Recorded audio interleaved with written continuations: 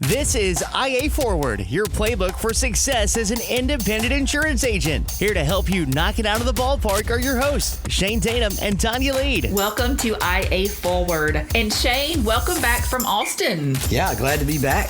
I didn't get weird because that's what happens when you go to Austin. What? Yeah, you don't know that? Keep Austin weird. That's their tagline. I'm in a house full of Aggies, so when I go there, it's a lot of weirdness already.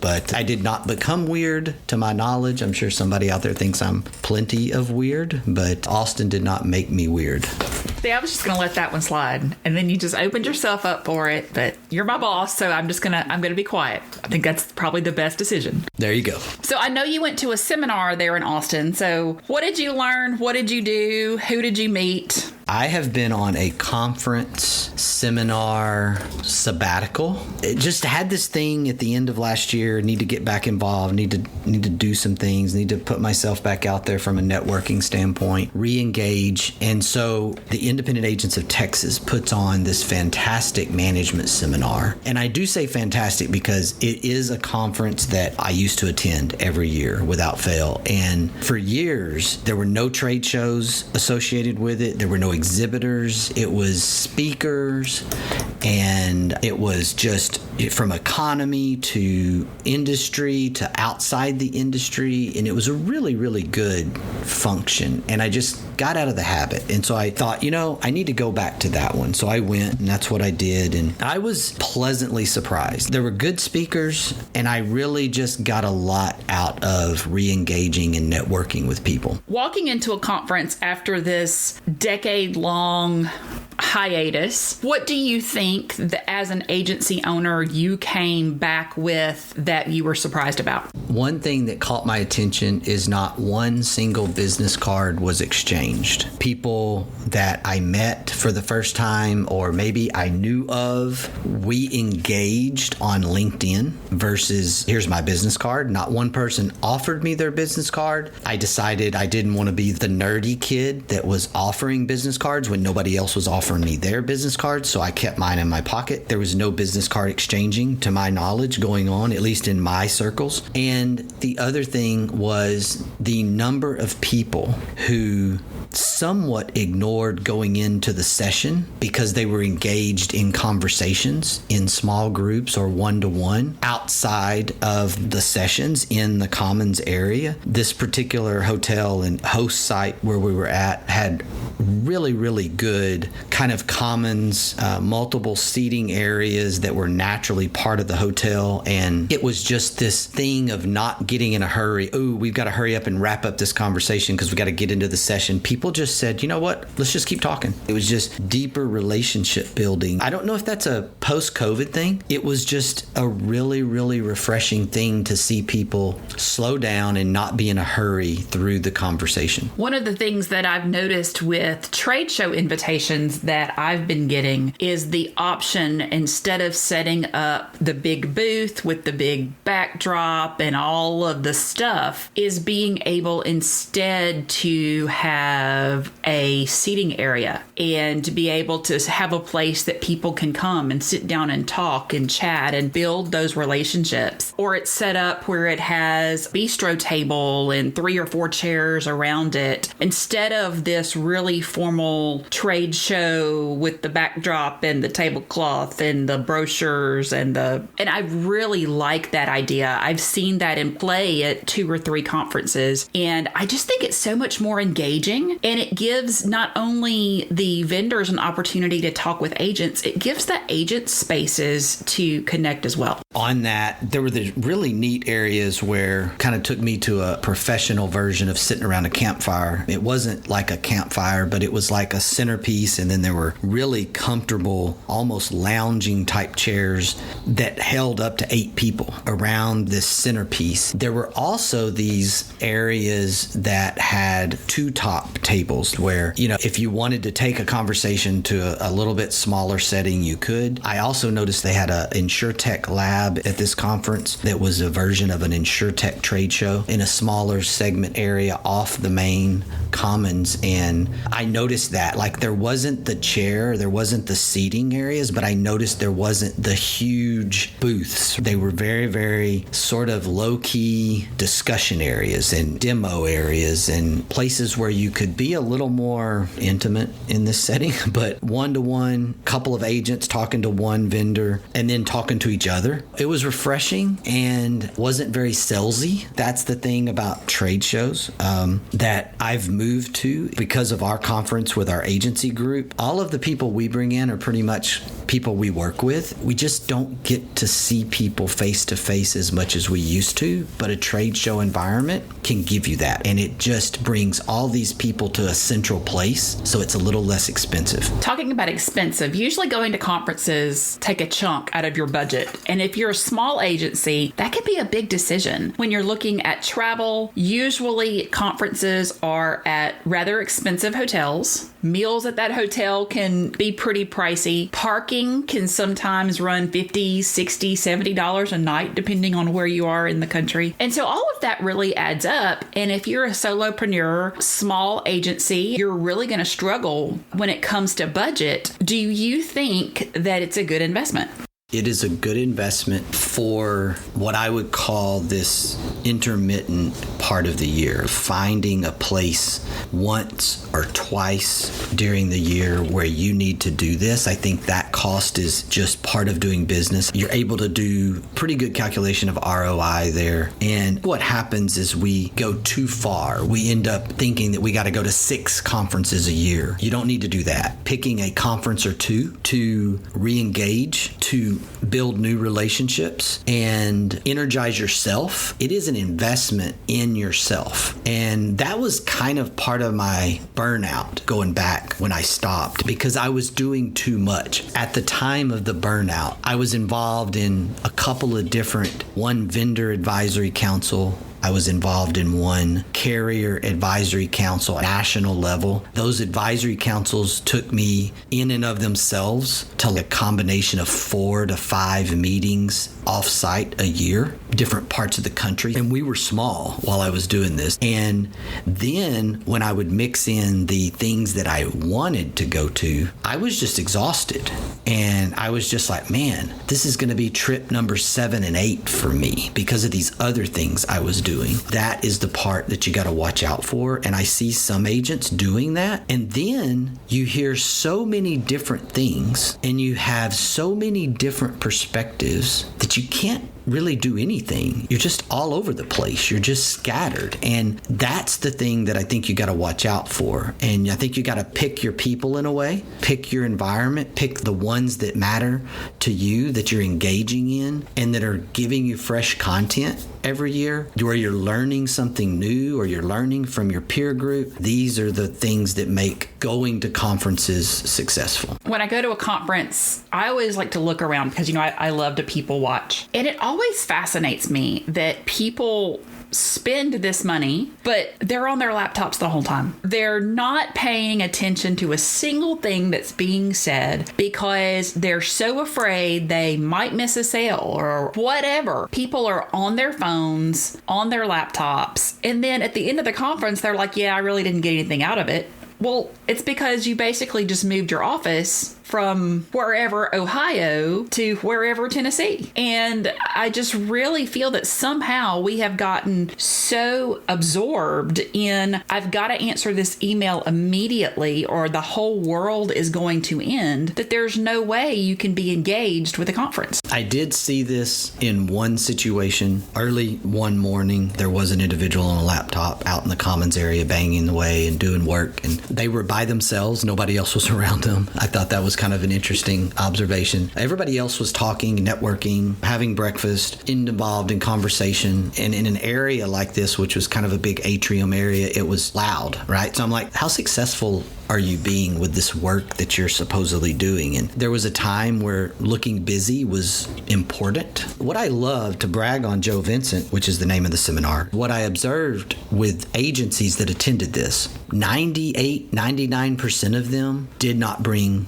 their laptops. They had their phones. In the sessions, the phone was put away. And the interesting thing about that is these are some of the most successful independent insurance agencies in the state of Texas. And there's a lot of really, really strong agencies in the state of Texas. To see and observe these senior leadership team members, CEOs, anywhere from 25 employee agencies up to 100 plus employees. These are some big, heavy hitters. And if those guys don't need to have their laptop out, who does? And I think that kind of goes back into re-engaging, being involved with what is professionalism and what does this look like for you so that you can keep sanity as you grow. Living on the Gulf Coast, I think probably 50% of insurance organizations have some kind of conference within 2 hours of where I live because everybody wants to go to the beach, right? And some businesses will see this as an opportunity to write off a family vacation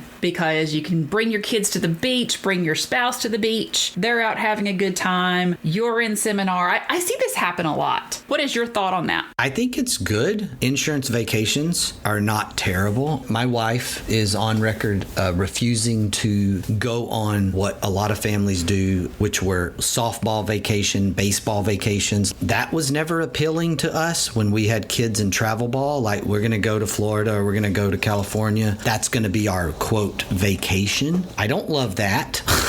But what you're talking about has been good for my family through the years. It's things that we have done now, even as empty nesters. Julie's not the insurance side of our marriage. She's the accounting and financial side of the business, and she's not interested in going to the sessions with me or networking with me. She'll go to a carrier dinner or a vendor dinner. She'll go to the dinner. She's never going to go to the sessions. And I'm not asking her to go to the sessions. I want her to go with me because we will go to dinner separately. We will take the long road back home or stay an extra day or two. This isn't bad. This is good stuff. And this is part of that work-life effectiveness that you coined a few weeks ago. And doing that is one of the wonderful things about owning an independent agency, working in an independent agency, is having this ability to kind of combine that and do it well. On the flip side of that, a few months ago, I went to a conference by myself for the first time in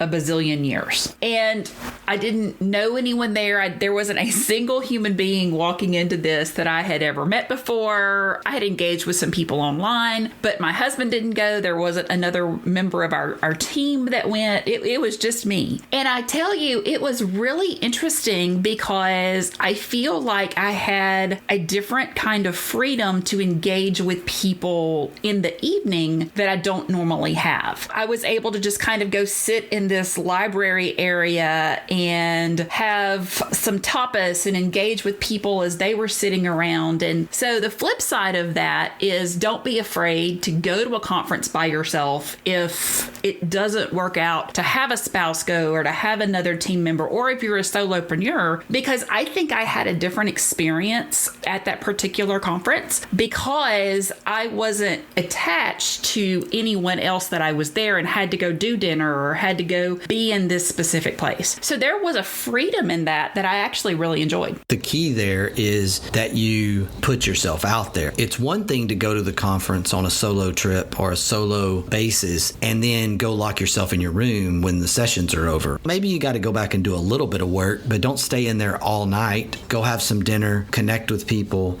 For some reason, there is a little bit of that going back and hibernating in a way in the evening when you're at a conference. You're supposed to be networking. And if you don't put yourself out there, if you don't take that risk, then you're not going to receive or obtain that full return on investment that you're trying to do. I think setting expectations ahead of time are really important when going into a conference, because at the end, you don't want to have this feeling of, well, I didn't get anything out of that. Well, maybe you didn't get anything out of it because you didn't know what you wanted going into it. I usually set 3 to 5 expectations, or I look for 3 to 5 things while I'm there that these are going to be my takeaways takeaways that I'm going to apply to my business. Now, I don't try to go in and say I'm going to apply everything. And I don't go in and say, I'm just going to listen and then figure out, I will say, okay, if it's a one-day conference, I want 3 takeaways that I can very easily create a plan and apply to make my business better. 100% for all the note takers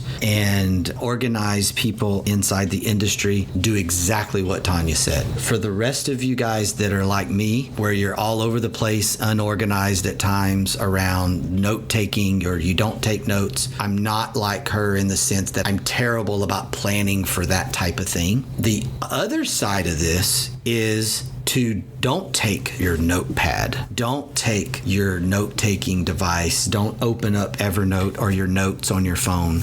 Just engage in listening. And I understand you're not going to remember everything, but I also see that there are groups of people who don't understand or don't catch the whole point of things because they're too busy taking notes. Conference is not classroom. Seminars are not classes. Presentations. Most of the speakers today that I've seen don't mind you taking pictures of their slides. That's fine. Snap a photo. A few people did that. I don't do that. I'm trying to listen. And I think that we get so note happy sometimes that we don't even hear what's being said. You get back to the office the next week and you look at your notes and go, I don't even know what he was talking about. What is this? What did I mean by this? You and I do this all the time. Engage in the seminar or the conference in a way that works for you. And my wife is a huge note taker. She would never go to a session and not have her notepad, and she's going to take notes. That's the way she listens. I don't listen that way. I listen because I have to literally watch and listen. And if I get distracted with taking notes or looking at my phone, I do not have a good intake of that information. I don't receive it well. I used to be a prolific note taker, and now I've kind of learned that I'm going to listen more and then write down those key points, those key moments, because I do want to be able to trigger when I go back home and say, okay, what in the world was he talking about? But I will say I went to a conference about 2 years ago that people were taking pictures of slides. And I was one of those people. Like, I would take pictures of slides and be like, okay, I've got to. And he goes, would everybody just stop? He said, put your phone down. Because here's the thing, y'all are all taking pictures of these slides. And when you get back home, you're never going to go back and look at those pictures. He goes, so please just stop. He said, if you want to reach out to me, here's my email. I will send you my PowerPoint, but please stop taking pictures of slides that you're never going to go back and look at. And it made me think, I'm like, I've done this for years. I've taken pictures of slides because I thought, oh, that's a great point. That's great information. I never go back and look at that. So that was a big change for me when this guy pointed it out from the podium, that just stop with that because it really doesn't do you any good. It's like, are you really going to go back? And if they do, they're better than me. I might debrief myself at the end of the day for the things that I heard that were really, really important. I might go back and make a handful of notes that are like just key point notes. And a lot of times they're in the manner of, how would I apply this to my business? They're not regurgitating what somebody said verbatim. They're just, hey, this is what I got today. This is what I got today. Just a really quick debrief. I personally think that's healthier for a business owner. And that's the thing you're actually going to be able to take back with you and put it into play. And when I'm talking takeaways, I'm not even necessarily thinking about something that I got out of a conference session. It may be a specific conversation that I had with someone. It may be a connection that I made that is somebody that I think that would be fantastic as a mentor, or that is doing something I think is really cool that I want to go back and try to figure out if that would work in my business. So when you're trying to set those takeaways, if you're one of those people, don't necessarily limit yourself to those takeaways have to be from the sessions, because rarely are my takeaways ever from those sessions. I got more takeaways from my discussions, networking breaks, and actually when we were talking while we skipped a session. I got more out of that than I did the actual session. sessions themselves. One of the other things that I wanted to kind of go back to a little bit and touch on is something that I did that I had never done before. I actually saw some people, there was an attendee list, there was a speaker list that went out before the conference. So there were some key people at this conference that I follow on LinkedIn that are either content creators or they have a podcast or they're just generally some speakers within our industry. And I connected with them on LinkedIn, and then I had an opportunity to actually meet them and then connect the digital with the in-person. And in doing that, actually found that they were following me. So we were following each other, and hundreds or even thousands of followers in some cases. We're following each other. We don't know that we're following each other, but we knew we were following each other, if that makes any sense at all. As we introduced by a mutual friend, it was like, aha, yeah, I follow you. Yeah, I follow you too. And now we have this connection, and it was, we need to get together. Hey, why don't you come on our podcast? Great. Why don't you come on our podcast? And so it's like this really cool experience that started digitally through LinkedIn, and it turned into the person-to-person introduction at the conference. That happened 3 or 4 times at this particular seminar. And it was just really, really kind of connecting this digital world and physical world and mashing it up and going, okay, that's awesome. It's not the Facebook friends that you actually don't talk to in the grocery store. It's actually these connections that you made digitally that turned into a one-to-one or a personal relationship. That's how you grow your business and how you get a really, really great return on going to a conference. By the way,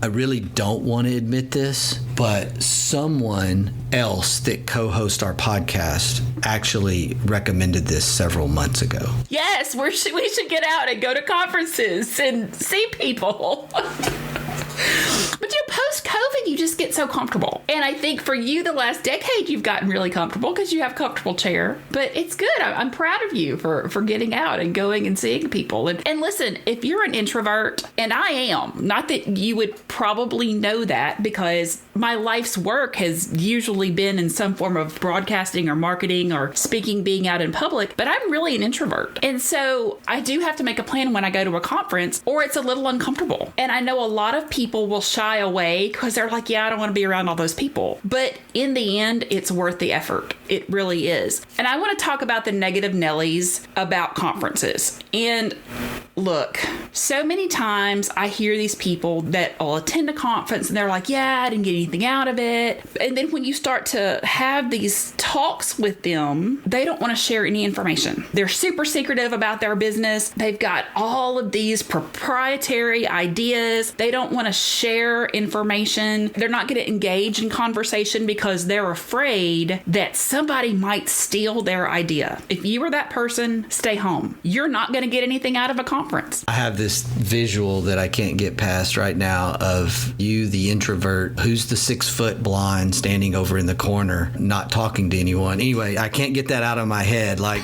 I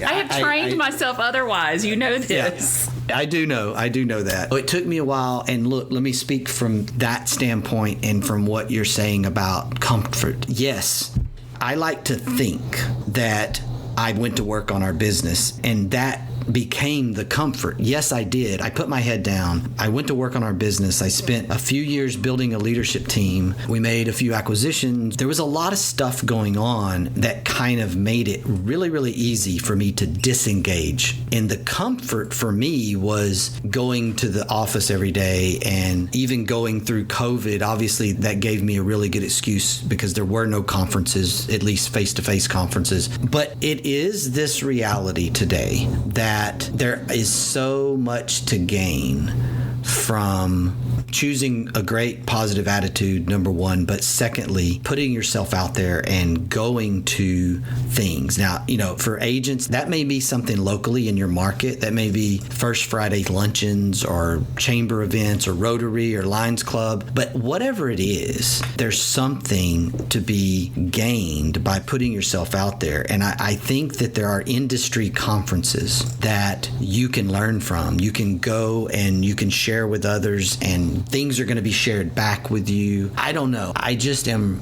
recharged that there's so much to gain from this. It's kind of like take it away. And now that we got it back, it's like, ooh, that's really important. We really want to go do that and stay engaged with people. I'm going to leave us today with this quote from Jim Rohn. Sharing knowledge is not about giving people something or getting something from them. That's only valid for information sharing. Sharing knowledge occurs when people are genuinely interested in helping one another develop new capacities for action. Attitude's a choice. Make a great one. Bye, y'all. Ready to get the ball rolling with your independent agency? Learn more at IntegraAgent.com. That's IntegraAgent.com. Thank you for joining us on IA Forward. Make sure you never miss a show by clicking the subscribe button now or learn more at IAForward.com.